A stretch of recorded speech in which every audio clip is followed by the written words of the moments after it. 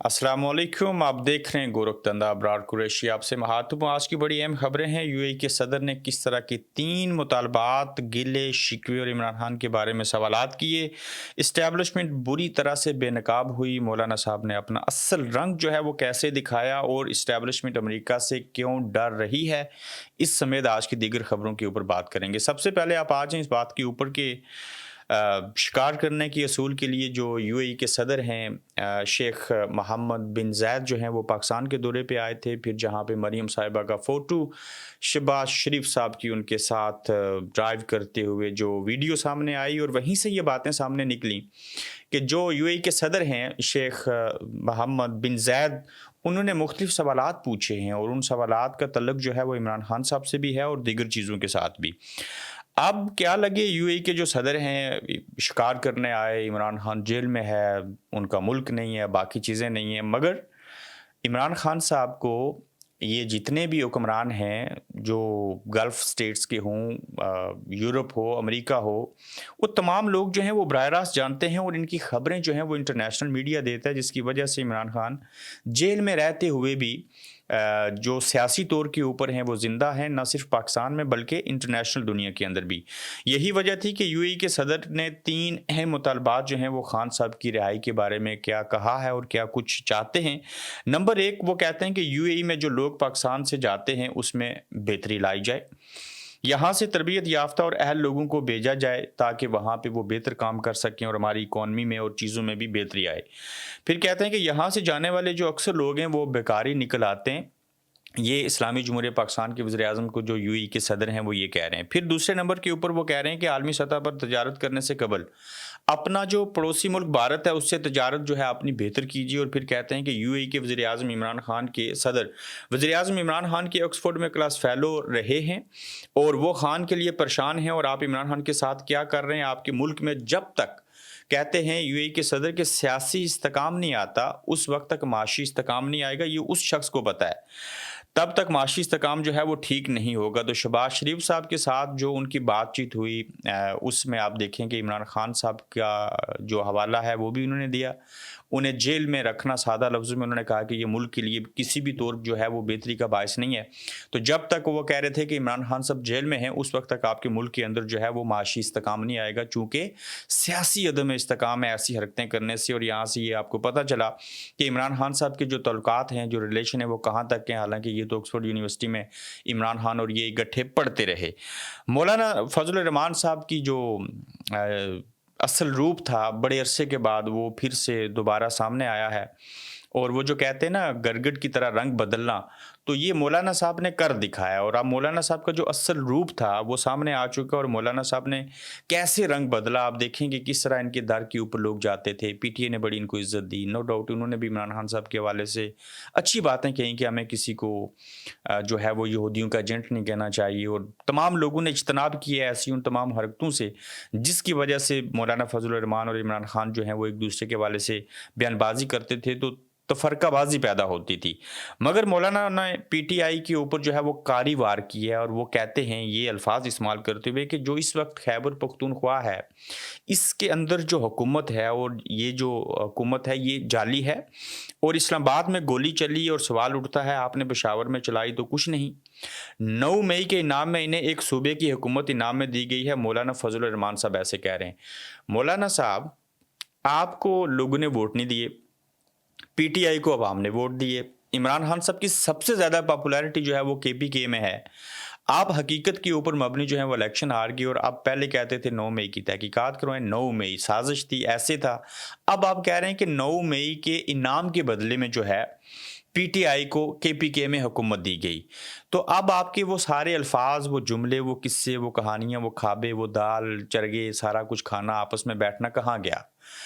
तो इस मौलाना साहब जो हैं, इनकी इन बातों को वजह बना के मैं ये कह सकता हूँ कि ये जो पुराने बाबे हैं ना, ज़रदारी साहब, मियाँ साहब, मौलाना साहब और दीगर लोगों की मिसाल ले लीजिए, ये आज भी उन चीज़ों से बाहर नहीं निकल रहे और 1970, 60 और 80 की दहाई में जी रहे हैं।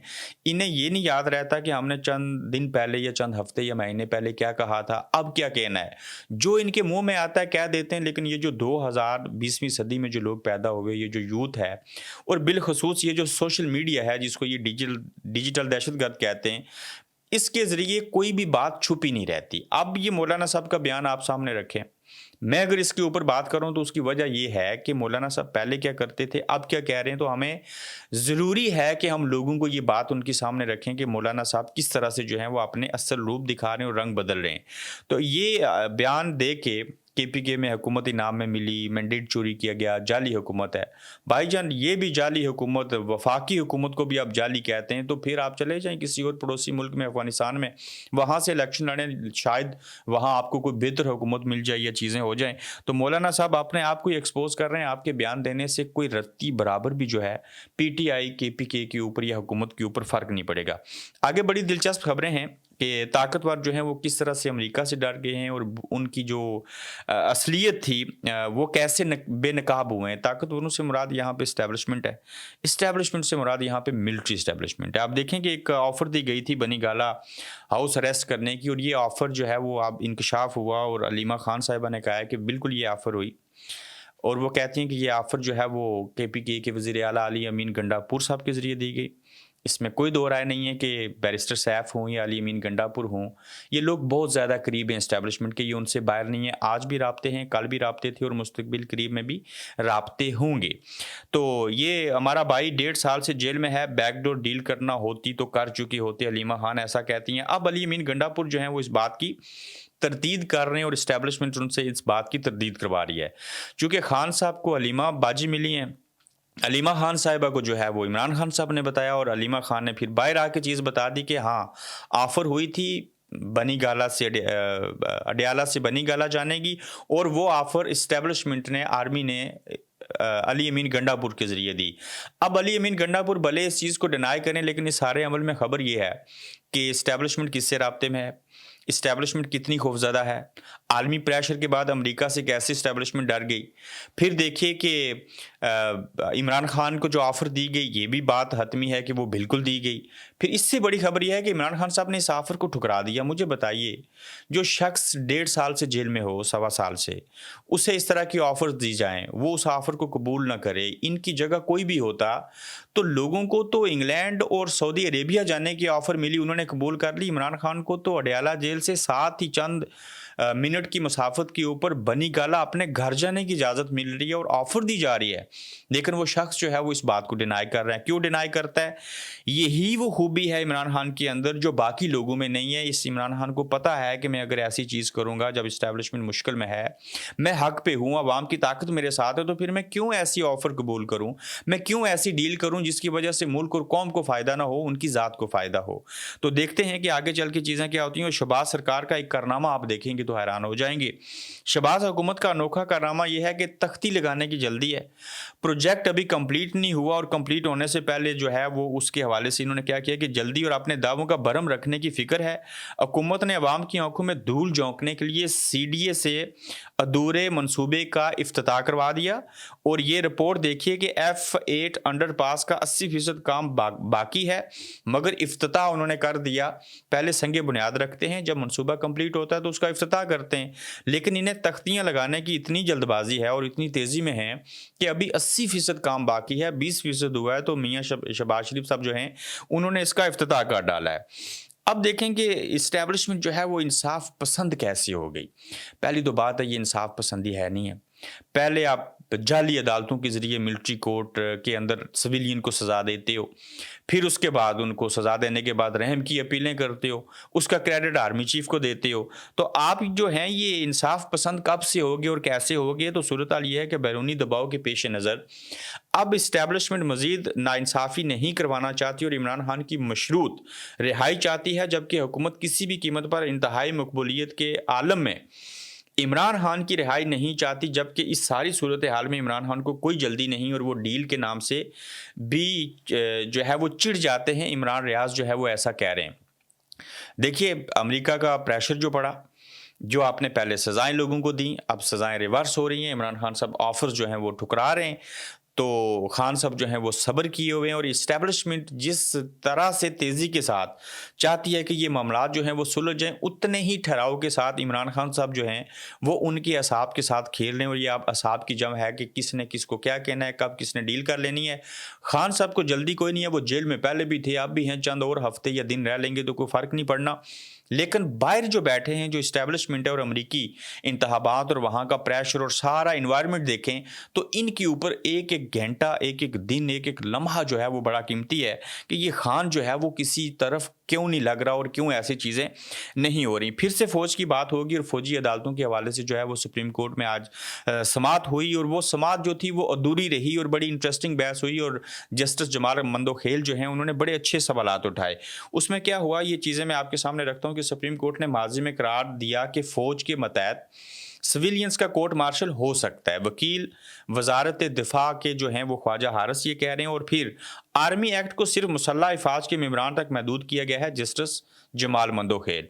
फिर आगे वकील जो हैं वो कहते हैं कि ऐसा नहीं है, आर्मी एक्ट सिर्फ मुसल्लह अफवाज तक महदूद नहीं, इसमें मुख्तलिफ दिगर कैटेगरीज और शिक्कें शामिल हैं जिसके तहत ऐसा किया जा सकता है, ख्वाजा हारिस कहते हैं। फिर जस्टिस अमीन उल दीन ने कहा कि फ़ौजी अदालतों की जो इंट्रा कोर्ट अपील है उसके समात पर आप रहने दें, आप सियासी बात करेंगे। जस्टिस अमीनुद्दीन का हफीजुल्लाह नियाज़ी से मुकालमा और फ़ौजी अदालतें फैसले की कापी भी मुहैया नहीं की गई और हफीजुल्लाह नियाज़ी मुतलका फोरम पर जाएं। फ़ौजी अदालतों में सिविलियंस के ट्रायल के केस की समाअत जो है वो कल तक मुलतवी कर दी गई है और आगे चल के मज़ीद इसके ऊपर बहस होगी, समाअत की जाएगी। तो एंड ऑफ द डे ये जो आइनी बेंच बैठा है, जो ये समाअतें सुन रहा है, ये तो इस्टेब्लिशमेंट के और हुकूमत के लगाए हुए जजेज़ हैं। इन्होंने किसी सूरत भी जो है वो मिलिट्री कोर्ट्स के अगेंस्ट तो फैसला देना नहीं है। लेकिन ये भी एक बड़ी बात है कि इसके ऊपर बात हो रही है और देखते हैं कि ये बात जो है वो कौन सा नतीजा यहाँ से निकलेगा और क्या चीज़ें होंगी। ताकतवरों से जो हैं वो अपने भी रूठ गए हैं। अपने कौन थे? कोई यूट्यूबर्स, कोई टीवी चैनल वाले, कुछ सियासतदान, कुछ और दीगर बड़े एंकर और सहाफ़ी। तो इस ज़िमन में कहा जा रहा है कि इन लोगों ने इंटरनेट बंद करके क्या हासिल किया? नजम सेठी ये सवाल पूछ रहे हैं। फिर कहते हैं कि क्या इमरान खान के सपोर्टर्स जो हैं वो चुप हो गए हैं? सवाए पाकिस्तान का नुकसान करने के इंटरनेट बंदिश के मामले में पाकिस्तान को दुनिया भर में पहले नंबर पर लाने के सिवाय और कुछ हासिल नहीं हुआ और इंटरनेट बंदिश में पाकिस्तान दुनिया में पहले नंबर के ऊपर आया। और नजम सेठी के बकौल कि आपने जितनी हरकतें और जितनी कोशिशें की हैं वो सारी आपकी अगेंस्ट की और आप इमरान खान का ज़रा बराबर भी नुकसान नहीं कर सके और इमरान खान की सोच, उनके चाहने वालों को आप रोक नहीं सके। तो ये आज का गोरख धंधा था। अपना ख्याल रखिएगा। तो जल्द दूसरे एपिसोड में आपसे फिर मुलाकात होगी। आप देख रहे हैं गोरख धंधा अब्रार कुरैशी के साथ।